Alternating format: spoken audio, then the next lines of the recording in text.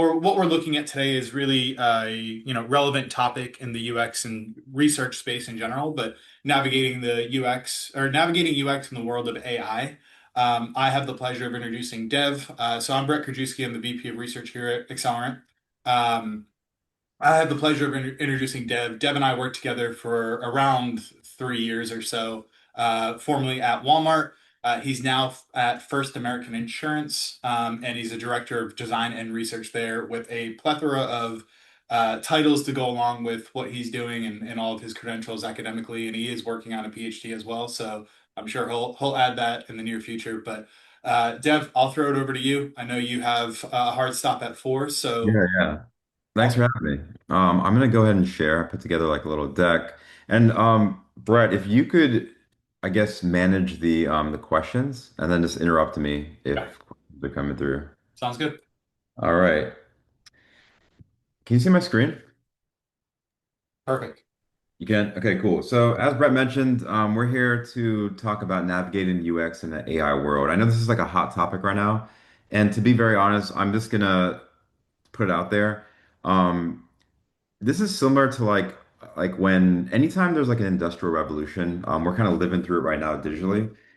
It's happening so fast that the things that I'm going to show you and we're going to talk about are, I'm not going to act like I'm an expert in this. I'm going to show you what my perspective is as a professional that's been doing this for 16 years and what I'm seeing as Brett mentioned, I'm finishing my doctorate at the University of Florida, which is an R1 institution. There's a lot of research going on at the academic level regarding AI, so I am privy to what's going on there. But I don't know everything, right? In fact, I don't. I think anybody that claims that they know what's going on or where AI is going is, probably ill-informed, right? It's really silly.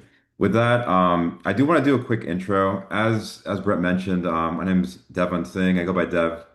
Formerly worked at Capital One, Facebook, Honeywell, Jewel, Verizon, and Walmart. But I have with me my friend Ranju, who works with me right now. Ranju, do you want to do a quick intro?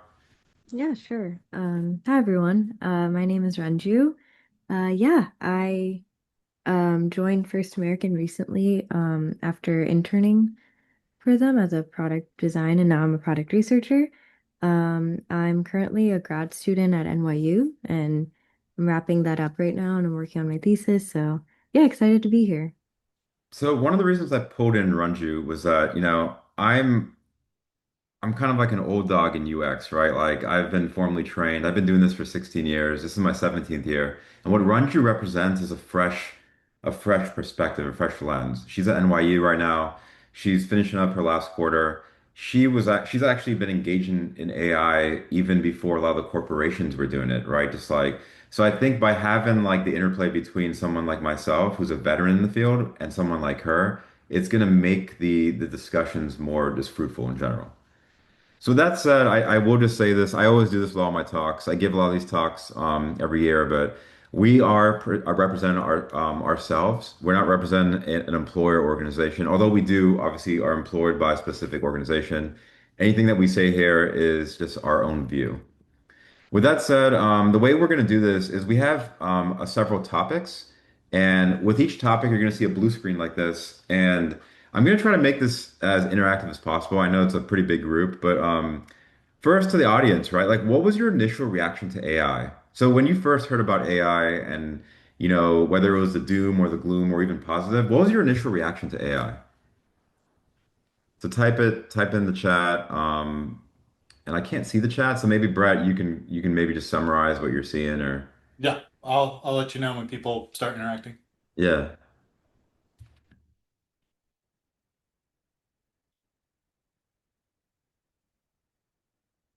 So once the audience kind of answers a question, what I'll do is Ranju and I will kind of have a chat around this question.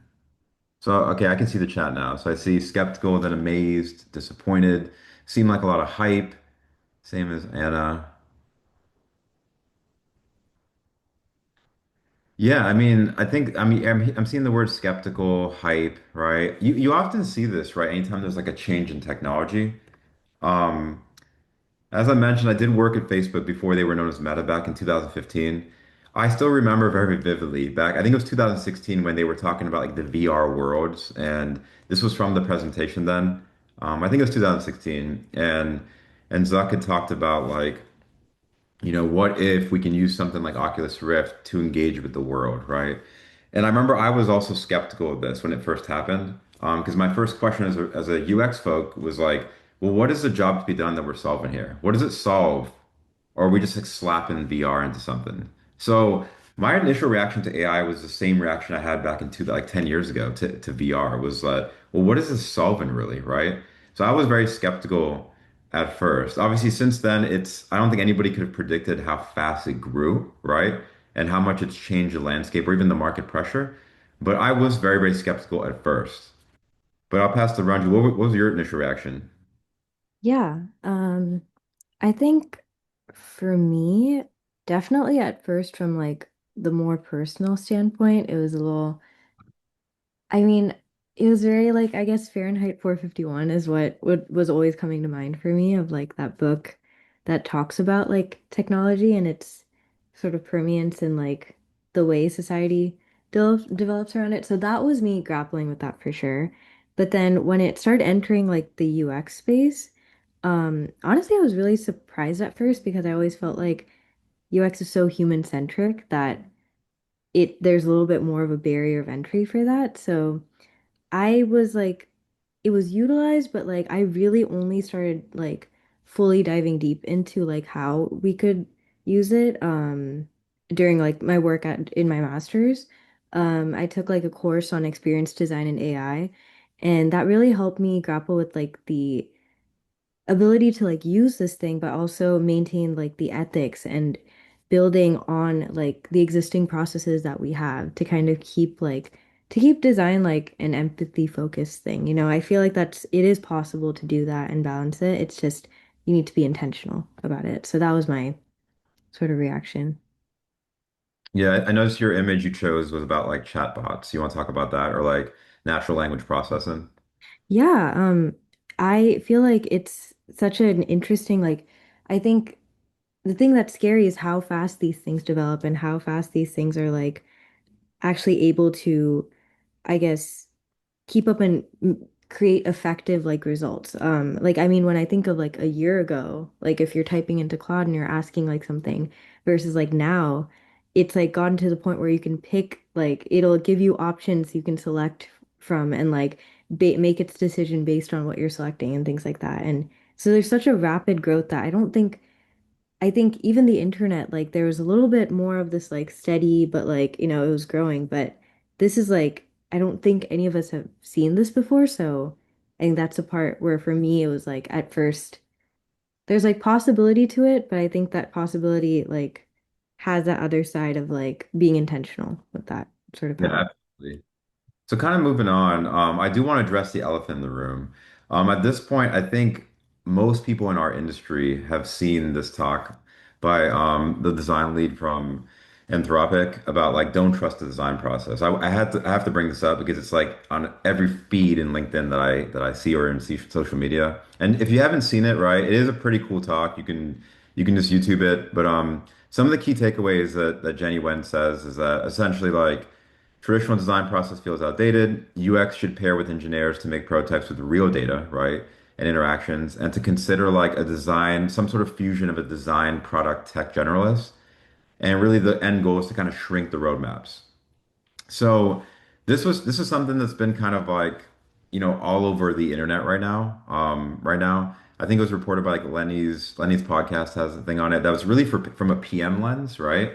And then NNG, the Nielsen Norman Group, they did respond like a week ago or so, and they had a really cool article. And you can click these links. I'll share this deck so you can like click the links at the bottom left. But really, what they said was design thinking process was never meant to be a rigid checklist, right? All it was is a visualization of the stages that people tend to move through, right? They don't always move through, but they tend to move through, right?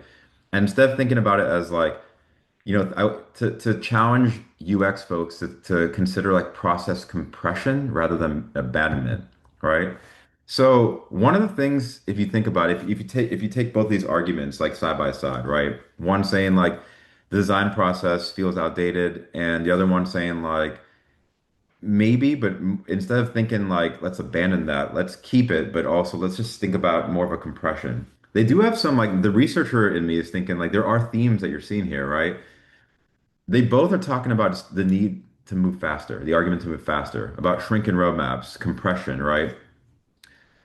I want to stop for a second and talk to the audience real quick. Like, is the design process dead? So when we say design process, I'm thinking like the double diamond, right? The traditional design process. So what are your thoughts based on this argument right here? So feel free to like just type your answer in the chat, and then we'll kind of. So Anna said, nope, not all dead, just faster. So yeah, Anna's essentially agreeing with NNG. Anybody else? I think it's adapted, and that's something we discuss internally as a consultant agency. Is a lot of the stuff that was taken on by more junior researchers is now being shifted to AI, and a senior researcher can do that plus the junior role, right, with become a superhero with the AI capabilities. So not necessarily dead, but adapted and expedited. Yeah, definitely. See, Jocelyn says definitely helps to save time, compress the process. Yeah, I mean, my take, I'll take a stab at it. My take is that I I think there's truth in both, but I do align more with the NNG. I think that I've always viewed the double diamond in these frameworks as they are frameworks, right? They're not meant to be like, oh, I'm like a robot and I have to move in this. Anybody that's been doing this for a long time knows that like there are times where you have to skip the first time. I mean, you might be looking at like quant data or previous data, right? And you might have to speed things up. There's times where you do generative research and you might just launch something and test while it's in production, right? There's the real world doesn't work so rigid like the double diamond, right? So I think like there's theory and then there's application, right? So I agree with NNG in the sense that it was never meant to be like a rigid checklist. Whether you use like the Stanford Design School or you're using like the Double Diamond or like the IDEO process, there's so many different frameworks, right? But in general, the idea is that like you have a framework, it helps ground yourself, right? And I do think that AI helps compress it rather than like abandon it. I do think that if we abandon a framework, then it just becomes the Wild West, right? And it doesn't really solve the actual issue. Ranju, what's your take? Yeah, I totally agree with that last part you said of like it becoming the Wild West when you drop those frameworks. I think we can see that when like one thing with all of this is that UX has become more accessible regardless of the sort of training or background someone has. But I think the difference between when you can see like a seasoned UX or like approach a like solution versus someone who's kind of getting started but has AI on their side is those sort of little things where design itself is a process and I think empathy is that key part in that process. And I feel like that's the thing that's like it's rather just being packaged in a different way, and I think it's more important than ever now. So yeah, no, and I think the article, like the NNG article, is really it brings up this good point of like these like double diamond frameworks were made to kind of like capture what a seasoned designer and like UXer like thinks through to like approach like a problem and solution. So yeah, like I agree with the point that like these frameworks are important. It's just that they're more fluid in the way it's shaping, basically. Yeah, absolutely. All right, topic three. So in the new AI world, right, what remains the same in the design process? So let's assume that, okay, let's assume that we are gonna stick with some sort of process, right? But audience, like in the new AI world, what remains the same in the design process? What are some of the things that are kind of like table stakes as UX practitioners, we just can't afford to, it's too risky for us to abandon.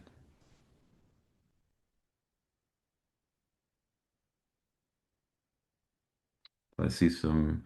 Jocelyn says things should be tested amongst consumers. Absolutely. We don't want to like just like create it in AI and just like ship it, right? Like we want to, there needs to be some sort of like feedback from the actual end user. Methodologies. could largely remain the same, but use AI assist. Yeah, I think I would. That's a really good point. That I was talking to one of my friends and that works in UX, and he said that like think about instead of thinking about like AI as this like scary like robot, like it's Terminator 2, right? That's out to get us. Think of it more of as like it's a tool, right? How can we use it to just be more efficient in what we do? If you're a designer or a researcher or a content strategist or even like a PM, right? Or engineer, like how can you use it to assist you? So for these next couple conversations, I'm gonna keep the double diamond up only because it's, as we know, it's like the most popular framework. I'm not saying that's the only framework. It's just the one that it seems like a lot of companies use. But I'll take my stab at like what I think is gonna stay the same or should stay the same. So we think about start from the left to right. My view is that I think that in the generative phase, what needs to maintain is that we need to have discovery, right? Like, because just because I have AI doesn't mean that AI might help me, you know, look at what, like, if you have a team that has like a bunch of research that's like set up in a repository, I might use AI in the very beginning phase where it says discover to search that repository almost like a library to find out what's been done already, right? Almost like a secondary research, not research that I'm going to do myself, but what's my team currently done? So I'm not repeating it. So that's something that teams do right now in some form, but it might be a little more manual. I think AI will speed that up and make it more easier. In the event that I have to do research, I think that we do need to maintain going out and doing some sort of discovery, right? Because AI is not always going to help us, especially with hallucinations. I was talking to my one of my good friends, that's an attorney right here in the New York area, and he was telling me like in the legal field, he was testing out just like anecdotally using various like AI tools to look up like legal text for New Jersey and New York, and there were so many hallucinations. Like I think he quoted like it was like 40% of the time it would be like a hallucination that it would just quoted the law wrong or interpreted the law wrong. So we do need to go out and still do some form of discovery, right? In that first time, and I think that's super important because again, generative research make ensures that we're solving the right problem, right? Or we're building the right thing. I think that's going to be super important. And then to the point in the chat, I think when we move into that second phase, whatever we use in AI to create something really fast, right? We probably need to maintain some sort of iterative quick testing, right? I think I'm not going to jump into like what's going to change. That's the next question. But Ranj, I'm going to pass it to you. What do you think is going to remain the same in the design process? Yeah. Um, I think some similar to what you were mentioning for the generative phase, I feel like the process of like identifying the problem, I think is always going to matter and always going to be important. Um, within this process, like for example, like theming, like on theming as an individual, like on our own and like interviewing. I think this is where I feel like it's important to bring in that human involvement and like keep that like sort of that final part the same because I think it's where like our ability to like listen and identify creative patterns. I think when you give it like I from what I've seen, like when you give AI like that sort of task, like let me say like right now, like it like identifies solutions, but it's not like but it's missing that sort of human creativity, I feel. Where it's like absolutely able to like you're able to interpret what you're seeing and like similar to what you were mentioning with the law, I think it comes here. It's like properly interpreting what you're looking at and like creating some a solution that like is, I guess, creative is where it'll like that process will stay the same. Yeah. Cool. So topic four is the inverse of that. What do you think is going to change in this new world? So think about the double diamond or whatever framework you're using, right? So chat or audience, what do you think is going to change for the better or for the worse?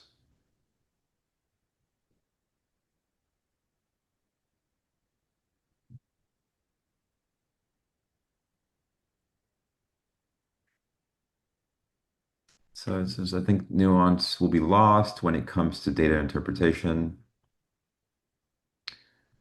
For worse, even more time pressure to generate designs quickly. Yeah. Yeah, for the first point, I think nuance will be lost when it comes to data interpretation. That's interesting because, like, yeah, there's more than ever, we're gonna have like an information of overload, and you know, it's just like drinking from a faucet sometimes, right? Um, Regarding the time to generate things quickly, I think yeah, in UX we all are constantly under pressure, like a time crunch to get things done. It's just going to be more pressure to just go faster, less time allocate to thinking. Creativity will be lost if we don't continue to keep the human perspective. Absolutely. Here's my take. So I mentioned what I think is going to stay the same. I think again, just to rehash, is I think the generative phase needs to largely, we need to like make sure that we're doing discovery and some form of testing. I think the big changes are going to be that in the generative phase, because we can create concepts so fast, like faster than ever, there might be a lot more methodologies that, in the older days we might, when I say the older days, meaning like, pre-AI, right? We might traditionally do like something like a survey or a contextual inquiry, right? Where we're just going out and like asking people questions and doing observations. But I think there's gonna be more generative methods that deal with concepts, like concept tests where it's like, hey, I'm gonna put a design in front of you. I want to see what your reaction is. It's still gonna be generative in nature, but it might utilize a concept because of the fact that like I want to be very careful here. I'm not saying concept first design, right? What I'm saying is there are many different methods in the first diamond that you can utilize artifacts to extract generative insights. That's what I'm talking about, right? I think that's going to become more prevalent in generative research. I think moving into the second phase, you're going to see, the development of designs much faster, but not just regular designs. Like the thing about the double diamond right now is that the development phase is after the second diamond. I think those two are going to happen more parallel, where it's like AI will allow us to build a prototype that will also be coded at the same time. So while you're doing that loop of evaluative research, you're also kind of programming it. It might not be like 100% programmed, but there's going to be some code involved with like real data. And I think that's what's going to happen. So when the NNG says it's going to compress, that's what I mean. It's really going to be that second diamond. It's really going to compress a lot. What are your thoughts, Ranju? Yeah. Um, Pretty similar where I think my interpretation is like simple but like polished concepts I feel like are just gonna become more expected, like regardless of like the person behind it. Like I think when you have things like Figma Make and like Claude Code, it's much more easier now to like visualize the solution like you're proposing. So I think that's where we're gonna see a huge change of that, of this sort of expectation that like when you're building something or like when you're proposing something, there should be like some sort of like I guess visual or like working visual to like go off of. And I see this in my thesis class like a lot when I look back on like honestly when I started my master's to now. In a lot of my like UX projects, like in my first semester, it was like it was fine if you kind of had like this sort of basic wireframe like going on and that was your final solution. And but now, especially during thesis, we're seeing like I see more and more where it's like, even though I know with that person, like they're more experienced on like I guess the research end, their designs look just as polished, and I think that's Yeah. something that starts to change. And I made a point. She said, going back to the first statement about don't trust the process, I think the lines between code and design and research will continue to blur. And what are your thoughts to that? Yeah, like I think I like what you said of like it just starts to like be like parallel. I think that's where I feel like I was mentioning this before. I think the shape of like it might not be like these two like the shape that we're seeing right now. Maybe it's just we have to like kind of change like adapt the process and like visualize it in a different way where it's just kind of happening in tandem because it's so easy to like kind of get these results and quickly and rapidly like iterate I on think things. there's still value in specialization. I still think so, right? Yeah. But I do think that at a base level, you'll see more and more practitioners that know a little bit about everything, right? I Yeah. think that's going to happen. Um, Similar to like med school, where like every doctor has to go through 4 years of medical school with like clinicals and rotations and then residency, and they're specialized in something, but every MD knows the basics. I think in UX, what happened for a long time was that we went down this path where we were like hyper specialized, at least in the big companies, right? Like in the Metas and the Apples and like the Microsofts, that's what it was like, Walmarts, right? You had like hardcore content strategists, hardcore researchers, designers, right? And I think this world has kind of challenged that, which is like you're gonna see some of those blends where people are a little more, and what in my experience, those unicorns usually would be like in smaller companies or maybe like startups, right? But I think you're gonna start seeing it more and more at even bigger companies now. Yeah, definitely. Let me see. So we kind of ran through this, Brett, but we do have last topic is closing thoughts about AI and UX. This one isn't like a question to the group, but more of just like Ranju and I both have some thoughts. I actually I stole this image from my boss who came from Amazon. She had a talk with me about AI recently. So want to give her credit for showing me this. But if you think about like the change curve, right, which represents like the different like stages like psychologically that people go through, right, when there's any change, not just about AI, but anything, right? So you go through like there's like shock and denial, frustration, depression, experimentation, which as you're experimenting, you might go back and fail and have more frustration. It keeps looping back like that. And then at some point you push forward and have decision integration, right? I think this is a good way to think about like anytime you have like big change, and this is what we're dealing with right now. I think myself where I'm at with AI and UX is that I went through the shock and denial. That was like when I showed you the images about the VR and Meta, it was the same thing. I saw it and I was like, it looks cool, right? I don't know if we're gonna be really be using it. I don't know how long it's gonna really pop off, how long it's gonna take to pop off. And then it started to happen overnight where it seemed like you went to sleep, you woke up, and then AI was everywhere, right? It was like an AI overload. And that would be like the frustration because it like turns your world upside down. And then you have like a low where you're like, I guess this is it. We have to deal with it. I think I'm in the experimentation phase, and that's where a lot of people are now, where there's so many tools out there. We're still trying to figure it out. Even as we were walking through the double diamond, and I was telling you my perspective, that's just me experimenting and thinking about like what I think is going to happen. I'm sure there's people out there that might disagree with me. They might agree with me. But I think that's where I am that orange part. Where would you say you are, Ranju? Like in this? Um, I think I would say that I'm a little bit like on the way to like decision, I guess, because of how prominent it start. I mean, like kudos to like academia, I guess, of like they really pivoted really quickly when like this like sort of explosion of AI happened, and I saw it overnight like changing kind of like how classes worked and like wanting to prepare us for the professional world. A lot of people like or a lot of teachers really focused on like bringing that into the classrooms. So I feel like I've been around it enough where I'm like I have like and I'm gonna touch on it of like my thoughts on it of like I feel a little more equipped and I have like this agency of like deciding when it's integrated into my life and when it's not, you know? Cool. What are your closing thoughts about AI and UX, Ranju?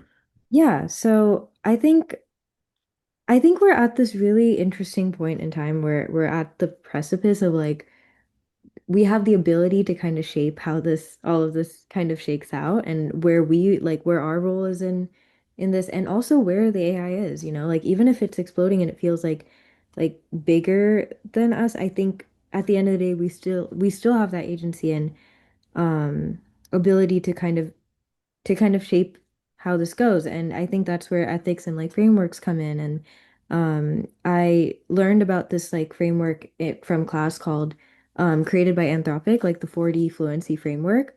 And it touches, and a part of that framework is like assigning a role to AI. And so in this case, and we kind of talked about this during this presentation, but like maybe AI in your situation is like a sort of research intern, it's like equipped to like kind of help out in that role of like simple tasks where it's like organize my transcripts for me or something like that. Or maybe it's like your collaborator and you feel you have more trust in it.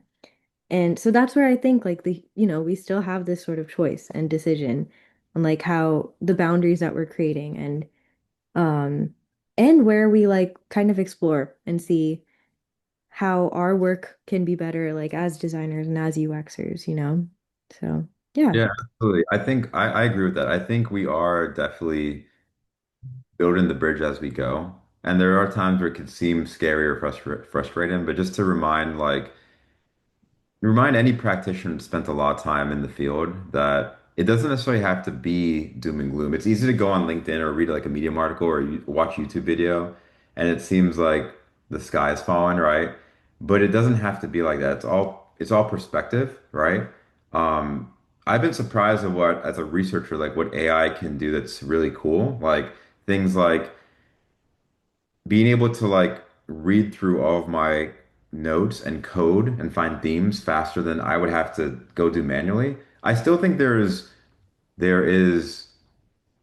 there's value in me doing that, right? Especially if I have to like really understand the data, right? But there are things like even like playing with certain design tools and how it makes the design, even if the output design breaks like a ton of usability heuristics, right? The fact that it can do that is kind of cool as a starting point, right? I think there's going to be a human in the loop required in this entire new world, but yeah, I mean, I think we have a role to play, and we're going to be, as I said, like building the bridge as we go. Yeah.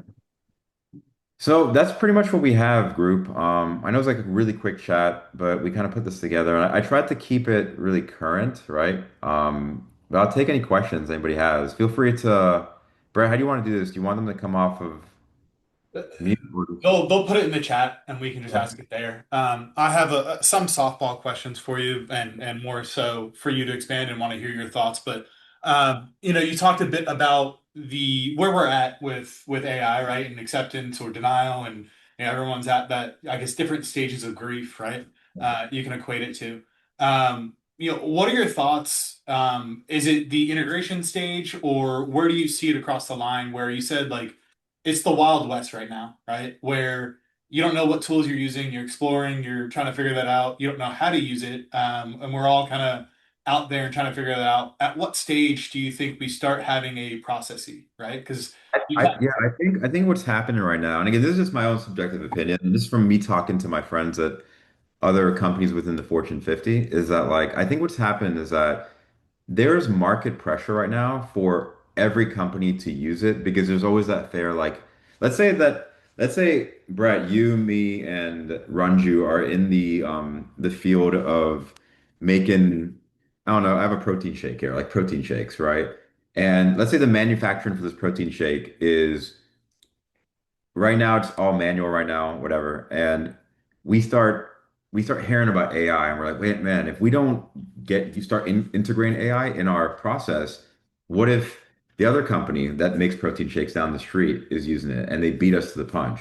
So I think there's like a little bit of fear and anxiety around the market, which is causing market pressure for everybody to do it across every industry. It's not just like tech, it's like every industry is starting to use it. Law, medicine, right? You're starting to see that. And when you have that type of pressure, like it tends to seem like the Wild West because there's a lack of framework or instructions, right? It's almost like we want you to do this, but we're not going to really tell you how. This is where I think frameworks come in really handy and like to push back against like, oh, process is dead. I would disagree. I think process was never meant to be like, oh, you have to do it this way. It's something to fall back on and say like, hey, at least when it seems like the sky is falling, I have like almost like a script on what I should be doing. Like you're right. Doesn't mean I can't change it, right? It's not malleable. But I do think that yeah, I'm not sure if I answered your question, right? I think I kind of went off on a tangent on other things, but No, no, valuable, right? Knowing you, process is key, right? The other kind of point, which is going on Jocelyn's question or statement here, um, what we're seeing and some of the stuff we're seeing with more analysts or junior researchers is the over reliance on AI, right? And Jocelyn kind of sums it up as my 16-year-old is replying back to his dad saying, I don't care what AI says, what do you actually say? I think there's a dangerous point where those that are entering UX or research in general are over reliant on AI and don't know the right answer. yeah, So whatever AI tells them is the right answer, right? I very think dangerous, that's, right?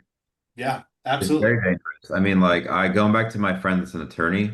This is a guy that has a Juris Doctor, right? Like a law degree, right? And imagine if he didn't know law and he wasn't doing this for 20 years and he was to say, oh, because AI told me, this robot told me that this is the legal interpretation, I'm just going to go and go with that, right? It's very scary. I've been talking to my friends that are in med school, same thing. They'll like look at things and they'll know it's wrong. They'll say like, yeah, this is wrong. Like it's just not, that's not accurate, right? So there are hallucinations. There's I think New York City, because that's where I'm based, obviously. New York City, there is it's on one of the voting measures that's coming up. The idea of like it's just an idea. The idea of like of controlling, like putting parameters in place that like certain things um cannot be like searched via AI. Meaning like things with laws, things with medicine, things that have like really big repercussions. Someone would have to fact check me on that. It was something I saw online, like in passing, right? But I do think, what are your thoughts on that, Brett? Like the idea that like certain things like AI, like hey, AI is fast, it's great, but there's certain things that maybe it's not, there's too much risk, right? To go in there. What are your thoughts on that? I think it's across the board. Yes, right. I think we need guardrails, and that's kind of where I was probing on that first question is when do you use AI and when you don't, right? Like, I don't need AI if I'm going to quickly respond to your text, Deb, and say, hey, man, can't wait to see you later. Awesome, right? It takes me longer to put that into an AI platform, generate that, copy it, then put it to you than it is see you soon, right? Then there's the other component of the stuff that's dangerous that I don't even know about, right? I couldn't tell you how to do brain surgery and I shouldn't use that for AI. So I think it's going on kind of the conversations you've had is there's going to be a fallback to actual skill sets, right? And I think that's what, having you make this, start this conversation and lead this talk, you are someone that has such a rich and thorough skill set within the research, space, right? Whenever I have questions, whenever a lot of people that you and I have relationships with have questions, you're one of the first calls that they go to of, hey, talk to me about this technical research methodology. So I think it's a fallback on the old way of doing things, which is actual technical skill sets, but then the ability to expand that with scale and speed and efficiency with a platform after you learn it. And I think that's the part where people try to take that shortcut, whether that be in medicine, law, or whatever, where they need to learn and get those skills before they can utilize this awesome toolkit that is AI, right? If we go back to like the that image I had about the VR worlds and stuff, I'm gonna go back to it real quick.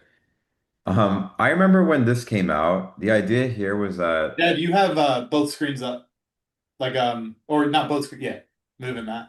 sorry, can you see it? Yeah. All right.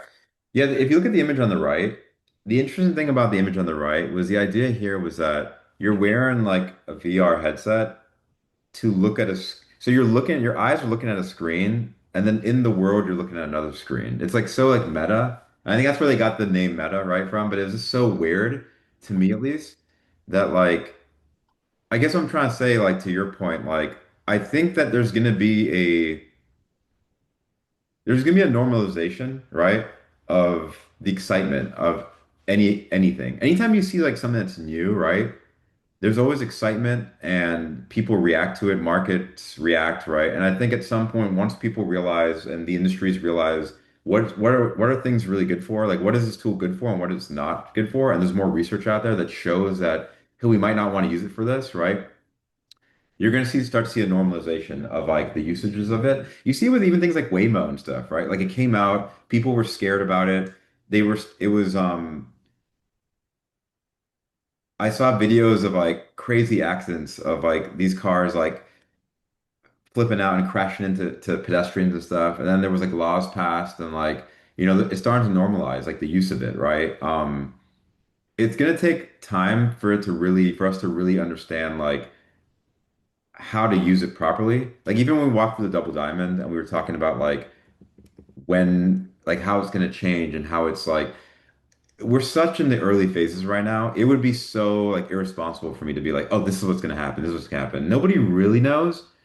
I truly think that we're going to see again in that first diamond, you're going to see more uses of like concepts because like we can create a concept with like a couple clicks and a prompt, right? I can just be like, what do you think about this design, right? And you're going to see more of that generative research with a concept, and then the evaluative research again is going to be more with like actual like real data, like a real prototype. It's already been like like actually developed also. So, but I think the double diamond or even just any type of framework is still pretty sound. Yeah. Let me look at the chat real quick. I know there was a couple comments. So Jocelyn said, explaining about the AI, any thoughts on how different generations are going to adapt? So I have both of my kids are young. I have a 4-year-old and a 2-year-old, two girls. I think that the scary thing about AI is that I think there's pros and cons. I mean, it's cool that like this newer generation's grown up with like so much information. It's like literally we thought we were growing up in the information age. That's like they're in a completely different era now, right? It like redefines it. I think that the hallucination part is what scares me, right? That's what scares me. Like, Ranju, what are your thoughts on hallucinations? Like you're in NYU finishing up right now. Like, what have you seen about like AI hallucinations? Yeah. I think I've definitely seen it. Like I've seen some sort of hallucinations when I was like working on my thesis project or like when as our like we're assigned into like peer like groups to also like help with each other's theses and everything. And there are some things where it's like if someone didn't catch that, I feel like the project would have gone in a different like in the wrong direction. And I think that's where my take on this is that a person's ability, a person and like a professional's ability to discern, it becomes like mandatory. You know, it's no longer like a skill where it's like it's a positive and it's a plus. I think it's like you have to have it, you know, and in order to sort of make things that are like accessible and safe to people, like if we're talking about from a UX perspective, and then as a user, like being able to navigate something and like every time you're asking AI and you're like asking it to make something or create something, like the other part should be like, okay, well, what do you think? Like, what's your like feedback and what, like, you know, what's jumping out to you. And I think that's the part that we really need to emphasize for this generation that's like it they're, you know, AI is already existing as they're coming into it. I feel like that's where I would love to see more of a push in that like curriculum and stuff like that of really understanding discernment and, you know, navigating that part of it. And also, this kind of topic, it reminded me of this book. I don't know if anyone's read it here, but it's called Culpability. And it tackles this exact thing of like growing up with AI and having like situations of like hallucinations and how far this thing can go and how important ethics play a role in this. So, Culpability, it's a good book. Definitely check it out. I haven't read that. Has anybody read that book in the chat?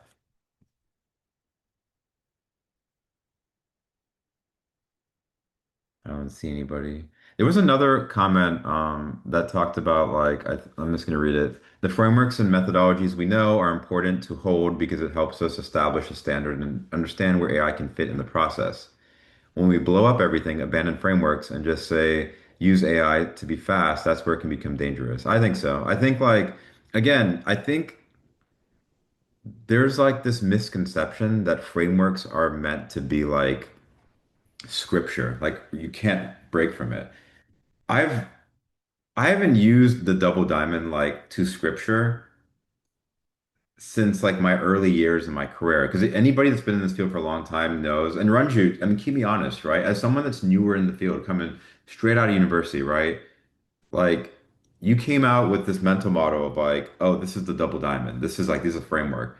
What was your reaction jumping into the field in your first year working as a UX researcher? Like, what are some of the things that you saw? Yeah, I think that was an interesting sort of journey for sure. I mean, I think it's like school can prepare you to like adapt is how I'd put it, where it's like, I don't know, it's just interesting learning how there's this process, yes, but it's not as cookie cutter as what we're learning in school. And I also think um those processes sometimes account for like, we'd have to do it in like a semester or we'd have to do it like we'd have the set amount of time and it's like done there's like no stakes in that situation as well since it's like a school project, so it's really up to you. I think in a professional standpoint, there's a lot more at stake and there's a lot more people involved and there's um more like time in a sense. Like yes, there's time pressure, but it's like also the goal here is to make something like that's as effective as possible, right? So, You still you have to evolve though, right? That's the point, right? I don't know. I do think that like I tend the more we talk about this, right? I really truly I feel like I personally like align more with NNG about the idea of like compression rather than abandonment, right? That's just me, right? Um, I do think we have to move faster. I think we will move faster, right, as an industry. But I think abandonment of like frameworks that are like peer reviewed and time tested over like millions of workers and use cases out there, right, for like decades is dangerous, in my opinion. So we have 15 more minutes. Any other questions or anything?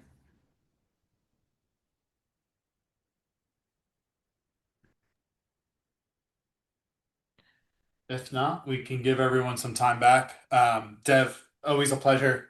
Yeah. Always value your expertise and well, never mind. There is another question. Have you ever been able to, or have you been asked to create AI features? To create AI features, yeah, I mean, I think like I think at this point, a lot of myself or like my network is being asked to create AI things. I think it's like AI is such like a broad term that um within AI, there's so many like subgroups of like features. There's obviously like natural language processing, right? There's like chatbots, which that's essentially what it is, right? I think chatbots were like the first one that I saw that really became popular. You started seeing them, and now they're super popular. I think that's why Ranju shared that graph, which showed you like it's probably the most used that you see. Chatbots are super like popular. I think like then you had like generative AI, right? And then agentic AI, which is where we're at right now. But yeah, I think those are like the three big use cases I'm seeing where like you're starting to see these features. And they're I'm reading more about things like neural networks and like Bayesian logic and things like that, which are much more advanced. But like these are things that actually have been around since like the 1940s. They're not like new, really. They're things that scientists have been working on for a long time. They just recently like everything connected in like a massive like nuclear bomb. And they're like, whoa, it's actually working now. But if you like actually, this original talk, I actually was going to spend the first like 20 minutes or so talking about like the history of AI before we jumped into the topics and actually removed it, right? But during that, like I was doing some quick research on just to kind of prime myself on the history of AI and stuff. And what I was finding, what was interesting was that like the first like thing that I found historical context of AI was actually that book Gulliver's Travels from like the 1700s. It was the first time that someone had mentioned like a machine. He called it like the engine that would help humans like write books. But since the 1940s, we've been actually creating like features, like AI features. It's just now up until now, it's just started to recently like really come together. So Yeah, I think it was one of my last projects at Walmart. I think you were gone by then, but we were creating the chatbot, like a smart assistant, smart shopping assistant. We've done that here at Accelerant for a couple different Fortune 500 companies. since, but creating that framework, helping understand what are the limitations, what can it do, what can it do. Super interesting work as well. Yeah, the history, I'm seeing like people love the history and context. I'll send an article to you, Brett, that you can share with the group. That it's actually an IBM article that lists out the entire like chronological like history of AI. It's really interesting. There was like in the 1950s, there was some of the most AI research actually that is applicable to UX was actually done in the 1940s to 60s. And that was a surprise to me, because I'm not like an AI expert, right? My expertise in my doctorate is about learnability and cognition, right? Not necessarily AI. But I was fun just it was fun for me just learning and reading about it. So I'll send the articles, you can look at it. It's really cool. Yeah, we'll share that out to everyone. Hopefully this was interesting and useful. You know, I get asked to do these talks every so often, and I never want to like just lecture to people, right? I think I like to make it as interactive as possible. But hopefully it was interesting and at least it sparked conversation. Hopefully it was applicable to some of the things that's happening right now. So if anybody has any other questions, feel free to add Ranju and I on LinkedIn and just reach out to us if you have any other questions. You just want to chat about like AI or anything else about UX. So Awesome. Thanks, Dev. Thanks, Manju, for the time. Appreciate you guys coming in and hosting the conversation. So, thanks, like I man. said, all these will be found on our website. So this talk among the other three or four that we had today, and then we have Okay. our next one coming up in April. But What were the other talks about today? let me look real quick. Um, We had about four today. So we started off with AI. Bill, our founder and CEO, spoke about the quality of participants within the AI spectrum or the AI landscape, right? Okay. Maintaining quality within AI or the age of AI. The next was consumer insights. So someone from Roku, Alex Strauss, spoke about consumer insights where the lines kind of blur, and then innovating for inclusivity and impact from Viking Cruises. Nice. I dropped the IBM link by the way in the chat. I found it. That's the link. It's one of the better like articles on the history of AI without being like super academic. So check it out. Cool. Awesome. Um, Appreciate the time, Dev. yeah, thanks Uh, for having me. awesome. Thanks, everyone. All Take right. care. Thank you.